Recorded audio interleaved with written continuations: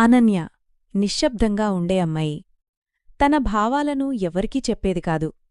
మీరా మాత్రం పూర్తి విరుద్ధం, ఎప్పుడూ నవ్వుతూ ఉండే అమ్మాయి.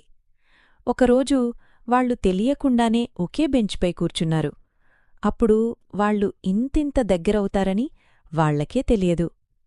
వాళ్ల స్నేహం చిన్న మాటలతో మొదలైంది. ఒకరిపై ఒకరు సరదాగా జోకులు చెప్పుకుంటూ, తర్వాత తమ రహస్యాలు పంచుకుంటూ, ఒకరినొకరు అర్థం చేసుకుంటూ, అలా వారి స్నేహం మరింత గాఢంగా మారింది. ఒక సాయంత్రం వాళ్లు పార్క్లో కలుసుకున్నారు. మీరా చాలా ఉత్సాహంగా కనిపించింది. నీకొక విషయం చెప్పాలి అంది. నా నాన్నకి ట్రాన్స్ఫర్ అయింది, అందుకే మేము ఇంకో పట్టణానికి వెళుతున్నాం. అనన్య ఏమీ అనలేదు. చిన్నగా నవ్వుతూ, నువ్వక్కడ బాగా చేస్తావు అంది. ఆ తర్వాత రోజులు గడిచాయి. ఫోన్ కాల్స్ లేవు, సందేశాల్లేవు.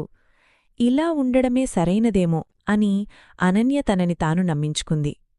కొన్ని నెలల తర్వాత అనన్య జన్మదినం రోజు ఒక చిన్న పార్సలొచ్చింది. అందులో ఒక డైరీ ఉంది. ఆమె తెరిచి చూసింది. ప్రతి పేజీ ఆమె గురించే ఉంది.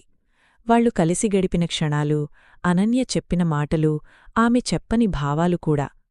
చివరి పేజీలో ఇలా ఉంది: నువ్వు నీ బాధను ఎప్పుడూ దాచుకుంటావు అనన్య, అందుకే నేను దాన్ని రాస్తున్నాను.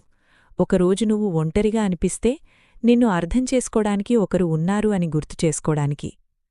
అనన్య కళ్లలో నీళ్లొచ్చాయి. అప్పుడే ఫోన్ మోగింది. నన్ను మిస్ అవుతున్నావా అని మీరా అడిగింది. అనన్య ఈసారి దాచుకోలేదు.